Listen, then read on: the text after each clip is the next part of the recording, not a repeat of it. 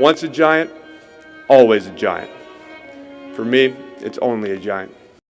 What's going on YouTube, Diggy546? Definitely hit that subscribe button if you're new.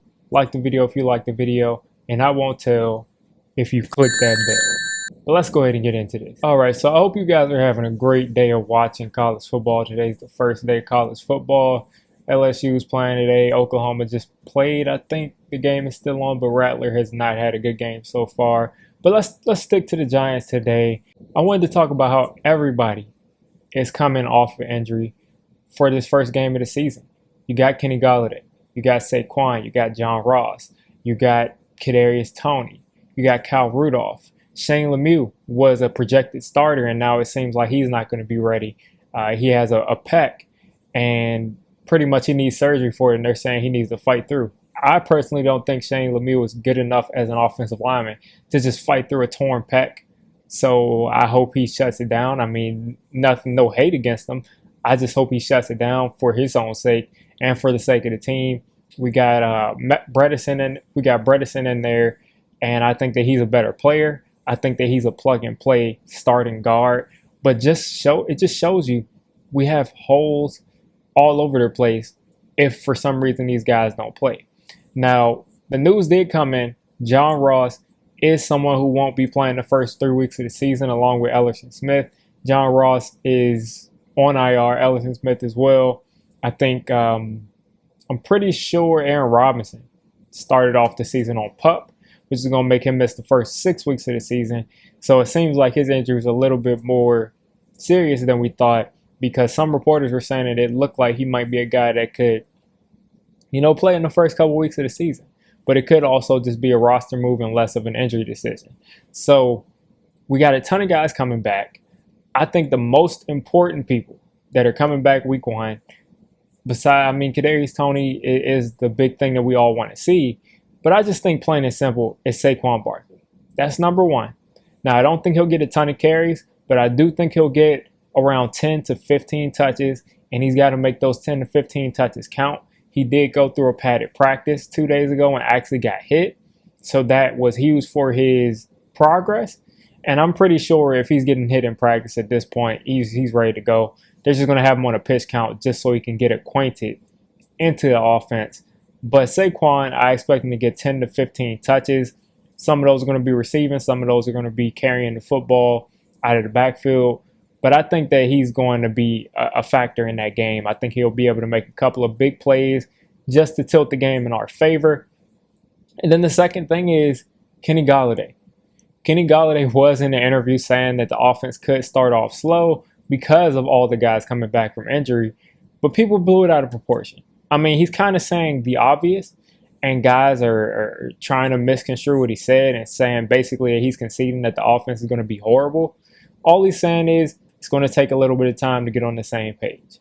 So that's part of what's going on right now in Giants Nation. And Golladay is going to come back. He's not going to have the best connection with Daniel Jones the first throw of the season. They're not going to be running routes where it's completely built on timing because they don't have that timing down completely in a game setting.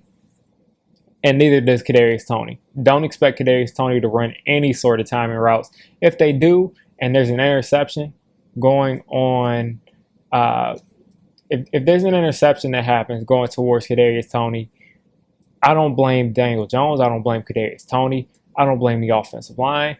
I'm blaming Jason Garrett and Joe Judge because they should not be putting that guy in that situation to where he's expecting to be in a right spot on timing routes. I expect Kadarius Toney to do things like run streaks, run slant routes, run regular routes. Nothing fancy, nothing where the quarterback just drops and just immediately hits them and they're not really looking where they're going with the football.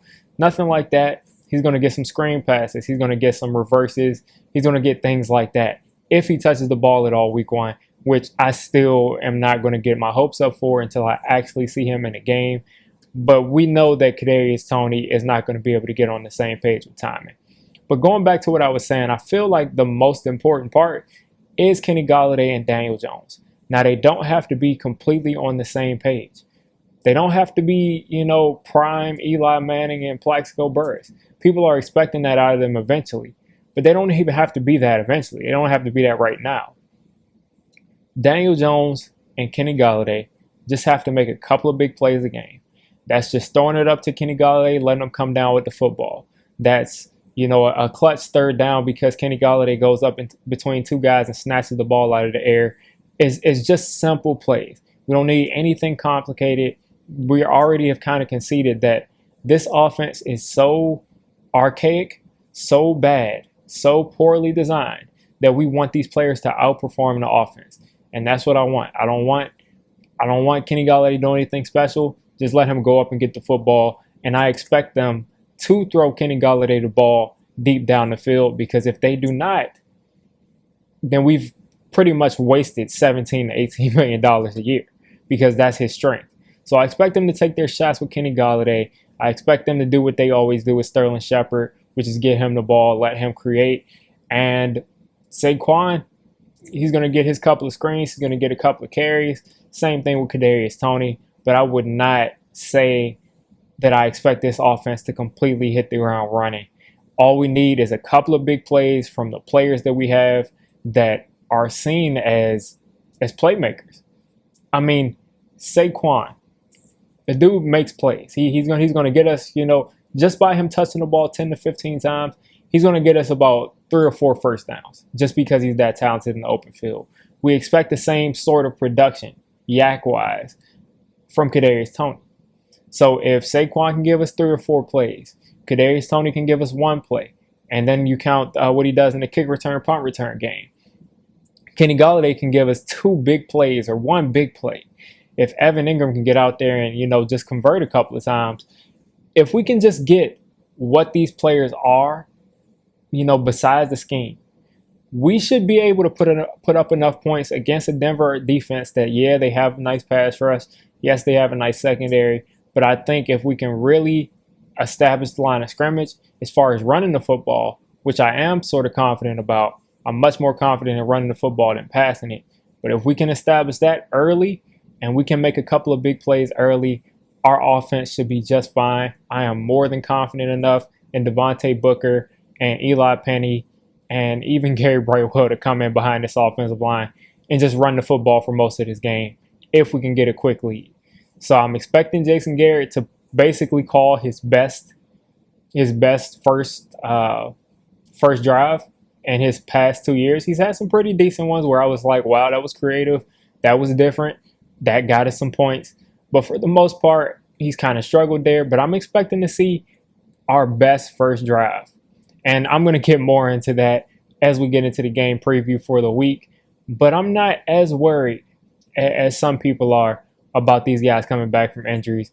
I think that'll be just enough for us to get the win.